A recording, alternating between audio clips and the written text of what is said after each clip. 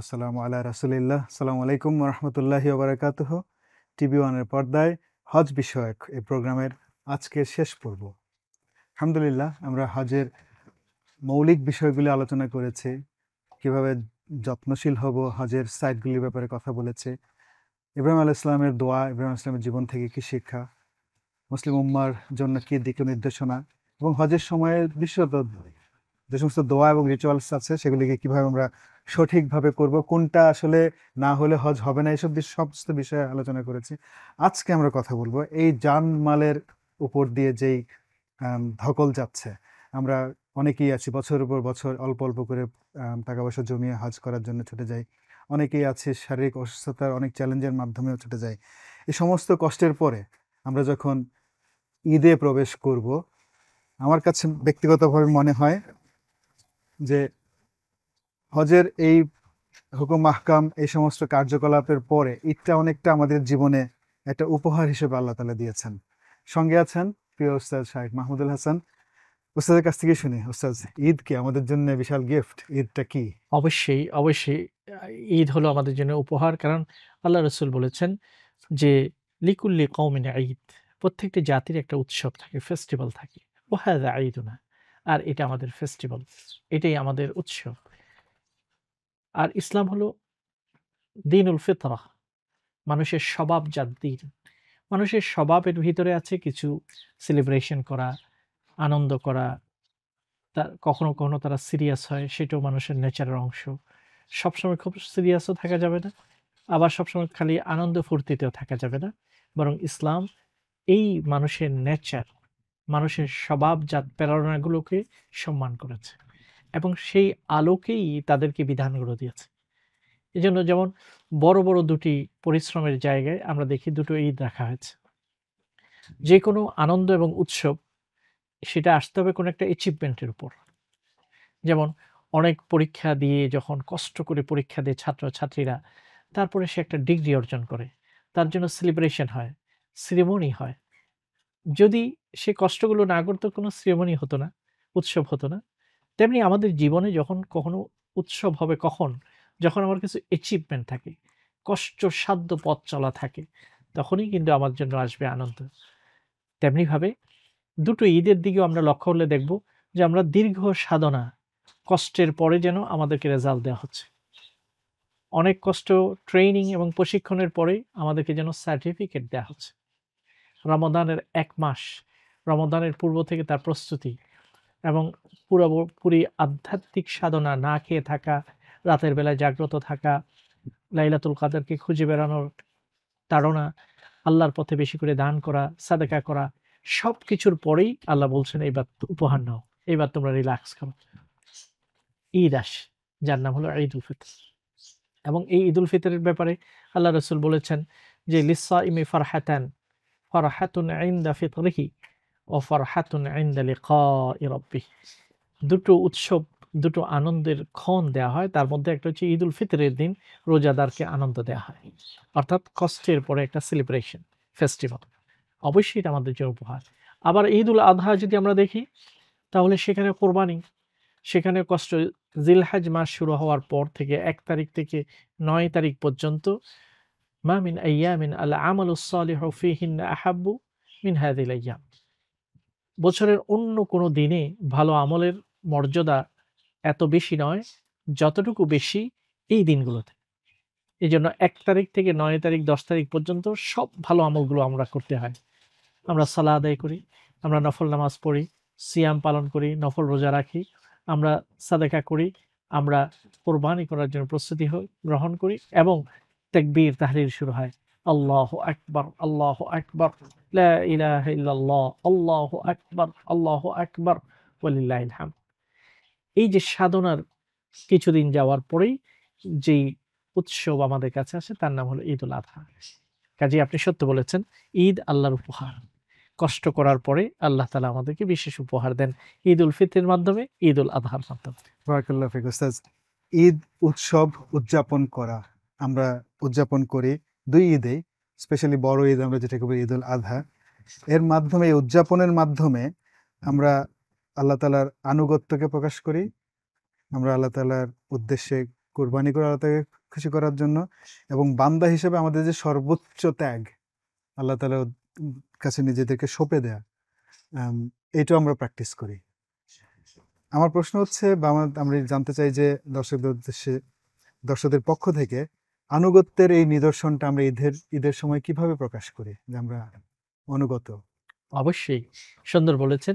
মুসলমান প্রত্যেক ক্ষেত্রে আল্লাহর আনুগত্য প্রকাশ করে। আর মুসলিম মানে হচ্ছে আনুগত্য যারা করে তাদেরকে, যারা নিজেদেরকে সঁপে দেয় আল্লাহর কাছে। আমার মন চাইলো কিন্তু আল্লাহ চায়নি, আমি আমার মন মতো চলবো না। আমি মনের কাছে বন্দী থাকবো না। আমার প্রবৃত্তির কাছে আমি দাস হব না, আমি হব আল্লাহর দাস। এই জন্য সবচেয়ে প্রিয় নাম আব্দুল্লাহ, আব্দুর রহমান। কেন? দাসত্ব যেখানে প্রকাশ হয়। কার দাসত্ব? আমি আমার প্রবৃত্তির দাসত্ব করি না, আমার মনের দাসত্ব করি না, জগতের দাসত্ব করি না, আমি দাসত্ব করি আল্লাহর। আর এই উম্মতকে এই জন্যই প্রেরণ করা হয়েছে, লিনুখরিজাল ইবাদ মিন ইবাদাতিল ইবাদ ইলা ইবাদাতিল্লাহিল ওয়াহিদিল আহাদ। আমাদের মিশনই হলো আল্লাহর বান্দাদেরকে মানুষের দাসত্ব থেকে মুক্ত করে আল্লাহর দাসত্বে ফিরে আসে। ঈদের সময় কিভাবে আমরা আমাদের দাসত্ব এবং আমাদের আনুগত্য প্রকাশ করি? যেমন দেখুন, ঈদের দিন আমরা আমাদের আনন্দ অন্যায়ভাবে প্রকাশ করি না। আমাদের জন্য অ্যালকোহল নিষিদ্ধ। ঈদের দিন আমরা আনন্দ প্রকাশ করতে গিয়ে অ্যালকোহলে ডুবে যাই না।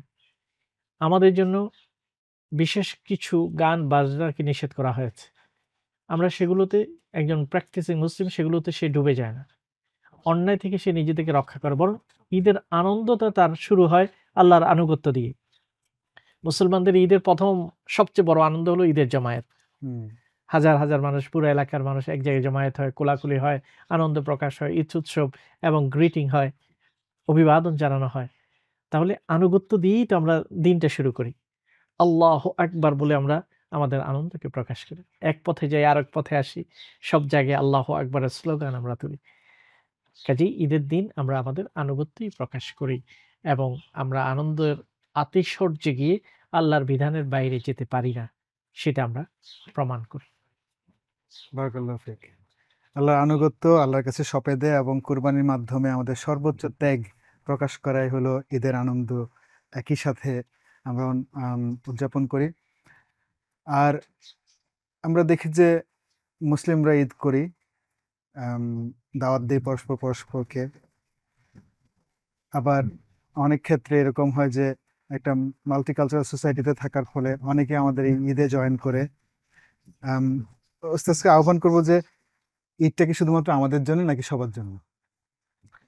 অবশ্যই ঈদ মুসলমানদের জন্য, কিন্তু সে তার আনন্দকে তার প্রতিবেশীদের সাথেও শেয়ার করবে, এটাই নিয়ম। যেমন আমরা এই ক্ষেত্রে একটা সুন্দর উদাহরণ পেশ করতে পারি, আব্দুল্লাহ ইবনে ওমর রাদিয়াল্লাহু তাআলা আনহুর উদাহরণ। তিনি তার কাজের লোককে বললেন যে, আমাদের প্রতিবেশী সবাইকে কোরবানির গোশত বিতরণ করো, সবাই ঘরে ঘরে কোরবানির গোশত দাও। হযরত ইবনে ওমরের একজন প্রতিবেশী ছিলেন ইহুদি। তিনি জিজ্ঞাসা করলেন, ইহুদির বাড়িতে কোরবানির গোশত দেয়া হয়েছে? দাস বলল, না, এখনো দেয়া হয়নি। কিছুক্ষণ পর আবার তাকে জিজ্ঞাসা করলেন, ইহুদির বাড়িতে কোরবানির গোশত দিয়েছ? ২ বার ৩ বার পর্যন্ত জিজ্ঞাসা করলেন, ইহুদিদের বাড়িতে কোরবানির গোশত দেয়া হলো কিনা। তো দাস আশ্চর্য হয়ে জিজ্ঞাসা করলো আব্দুল্লাহ ইবনে ওমর রাদিয়াল্লাহু তাআলা আনহুকে, আপনি অন্য বাড়িগুলোর এত খোঁজ নেন নাই, সব প্রতিবেশীদেরকে আপনি দিতে বলেছেন, কিন্তু ইহুদির বাড়ির ব্যাপারে বারবার আমাকে স্মরণ করে দিচ্ছেন, তার কারণটা কি? উত্তরে তিনি বললেন যে, আমার ভয় হয়েছে হয়তো তাকে ইহুদি মনে করে অন্য প্রতিবেশীদেরকে তুমি কোরবানির গোশত দেবে, কিন্তু তাকে নাও দিতে পারো। এই ভয় হওয়ার কারণে আমি বারবার তোমাকে স্মরণ করে দিলাম। কারণ প্রতিবেশী আমাদের জন্য আপন, প্রতিবেশীর হক আমাদের কাছে অনেক বেশি। সে অমুসলিম হতে পারে, কিন্তু আমার প্রতিবেশী, তার সাথে আমাকে একসাথে থাকতে হবে। এই জন্য সাহাবাগণ এভাবে মর্যাদা দিয়েছেন। কাজেই ঈদের আনন্দের ব্যাপার এটা আমাদের মুসলমানদের, কিন্তু অমুসলিমদের সাথেও সেটাকে আমরা শেয়ার করব, ভাগাভাগি করব, তাদেরকেও গ্রিটিং করব এবং তাদেরকে কোরবানি গোশত খাওয়াবো, ডাকবো। এতে করে দুটো উপকার। একটা হচ্ছে প্রতিবেশীদের সাথে সহ অবস্থান করার একটা চর্চা মুসলমানরা করতে পারে, সেটার একটা উদাহরণ প্রতিষ্ঠিত হলো। দ্বিতীয় উপকার হলো যে এর ভিতর দিয়ে একটা হৃদ্যতা তৈরি হয়ে যায়। একজন মুসলমানের সাথে কোনো অমুসলিমের হৃদ্যতা তৈরি হলে ইনডাইরেক্টলি ইসলামের সাথেও হৃদ্যতা তৈরি হয়ে যাচ্ছে। কিন্তু এটা একটা কিন্তু দাওয়া কার্যক্রম হচ্ছে যে মুসলমানদের স্বভাব ভালো, চরিত্র ভালো, তারা উদার, তারা আপন, তারা মায়াবী। এই বিষয়গুলো তাদের অন্তরে আসে। আসলে তো বাস্তবেই আমরা কত উদার। কারণ আমরা মহান রব আরহামুর রাহিমুনের বান্দা। আমরা কত উদার, রাহমাতুল লিল আলামিনের উম্মত। কাজেই আমরা কেন দয়াবান হব না? অমুসলিম তার কুফরকে আমি ঘৃণা করি, কিন্তু তাকে ঘৃণা করি না। আমি অন্যায়কে ঘৃণা করি, অন্যায়কারীকে নয় বরং তাকে সংশোধন করার চেষ্টা করি। সেই হিসেবে আমরা চেষ্টা করব যে অবশ্যই অমুসলিমদের সাথে আমাদের ঈদের আনন্দকে ভাগাভাগি করা, আমাদের ঈদের মহত্ব শিক্ষাগুলোকে তাদের মাঝেও ছড়িয়ে দেয়া। বারাকাল্লাহু ফিক। এজন্যই সবসময় ঈদ চলে গেলে একটা শূন্যতা ফিল করি। উৎসব চলে গেলে শূন্যতা তো আসবেই। এই শূন্যতাটা আমরা এতভাবে ফিল করি না যতটা অন্য কোনোভাবে করি। এটা বলার মানে হচ্ছে যে ঈদটাকে আমরা, আপনি যেরকম বলছেন, ভ্রাতৃত্বের বন্ধনে আবদ্ধ করে ফেলতে পারি। একটা উৎসবের মাঝে আমরা অনেক কিছু অর্জন করতে পারি। এই সাধারণভাবে এই সমস্ত রিচুয়ালসগুলির বাইরেও প্র্যাকটিক্যাল কী কী স্টেপস নেওয়া যায় যে ঈদটাকে আমরা আরেকটু মিনিংফুল করতে পারি? সো ফর এক্সাম্পল, আপনি যেটা করেন আপনার মসজিদে হয়ে বা আপনার কমিউনিটিতে, ঈদের নামাজ পড়া বাইরে, সবার জন্য, ফ্যামিলিগুলির জন্য আয়োজন করা, বাচ্চাদের জন্য একটা আলাদাভাবে আয়োজন করা, এরকম কী কী প্র্যাকটিক্যাল স্টেপস নেওয়া যায় যে ঈদের আনন্দটাকে আমরা আসলে শুধুমাত্র আনন্দের মধ্যেই সীমাবদ্ধ রাখবো না, বরং সমাজের অন্যান্য জায়গায় ছড়িয়ে দেবো? সুন্দর আইডিয়া। অবশ্যই যে বিশেষ করে আমরা যারা অমুসলিম সমাজে বাস করছি, চতুর্দিকে আমাদের অমুসলিমরা, ঈদের দিন হয়তো সবাই কাজে যাচ্ছে, আমরা যাচ্ছি না। ঈদের দিন হয়তো স্কুল খোলা, হসপিটাল খোলা, কাজকর্ম খোলা, সবকিছুই তো খোলা। এতে করে আমরা ঈদের একটা আমেজ তৈরি হয় না। শুধুমাত্র মসজিদে এসে যখন আমরা নামাজ আদায় করি তখন একটু আমেজ অনুভব করি। তো এইসব জায়গায় আমাদের সন্তানরা যে আমরা ঈদের জাতি, ঈদ শুধু একটা উৎসব না, এটা একটা পরিচয়, একটা আইডেন্টিটিও। আমরা ক্রিসমাসের জাতি না, আমরা আরো অন্যান্য জাতির যে বিভিন্ন উৎসবগুলো আছে সেই উৎসবের অধিকারী না, আমরা ঈদের জাতি। এটি শুধু একটা উৎসব বা ফেস্টিভ্যাল নয়, বরং এটা হচ্ছে একটা আইডেন্টিটি এবং পরিচয়। ক্রিসমাসের সময় যখন দেখা যায় ১ মাস ধরে উৎসব চলে, ঘরগুলোতে বাতি জ্বালানো হয় এবং শপিং হয়। ঈদের দিনে অল্টারনেটিভ যদি আমরা আনন্দের একটা আবহ সৃষ্টি করতে না পারি আমাদের পরিবারগুলোতে, আমাদের সন্তানরা ঈদের চেয়েও তারা মুখিয়ে থাকবে কখন ক্রিসমাস আসবে সেদিকে। তো এইজন্য অবশ্যই আমাদেরকে আনন্দের মাত্রাটাকে বাড়াতে হবে। আমাদের সন্তানদেরকে আনন্দ দিতে হবে। আমি দেশে যখন আমরা ছিলাম বাংলাদেশে, ব্যক্তিগতভাবে অত লাইটিং অথবা অত সাজানো ঘর অতটুকু ফোকাস দিই না। কিন্তু এই দেশে আসার পরে বাচ্চাদেরকে বোঝানোর জন্য এটা আমাদের উৎসব।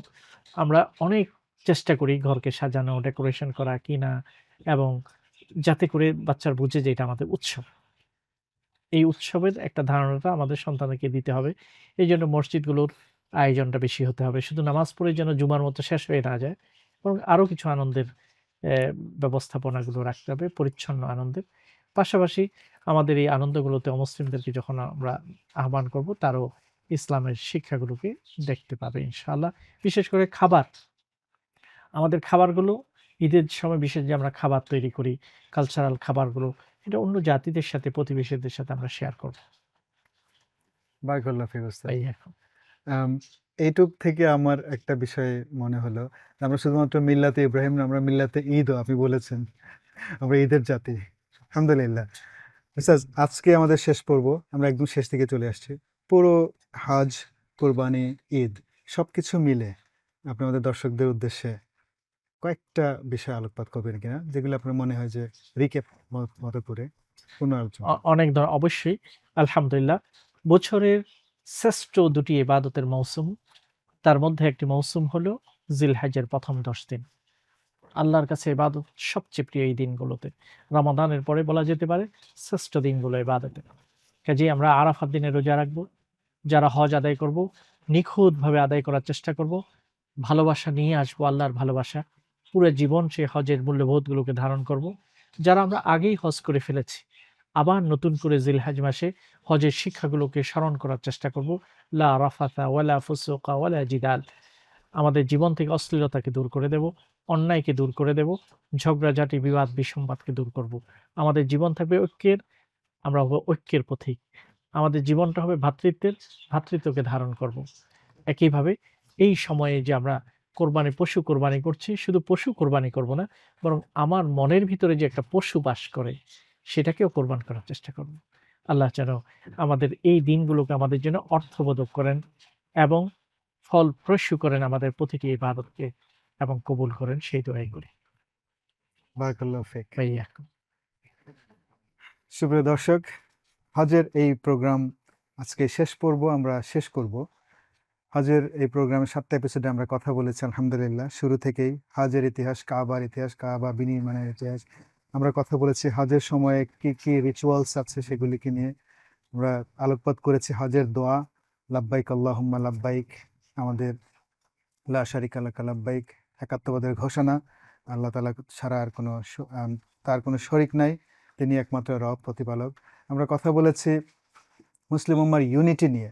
হজের মতো একটা প্ল্যাটফর্মকে আল্লাহ তাআলা এভাবে নির্ধারণ করে দিয়েছেন, এর মধ্যে সিগনিফিকেন্টলি এসছে যে আমরা হজের এই বিষয়টাকে মুসলিম উম্মার ইউনিটির মধ্যে কিভাবে ইমপ্লিমেন্ট করতে পারি। আমরা কথা বলেছি আরেকটা গুরুত্বপূর্ণ বিষয়, সেটা ছিল হজের সময়ে আমরা এনভায়রনমেন্টকে কিভাবে খেয়াল রাখব।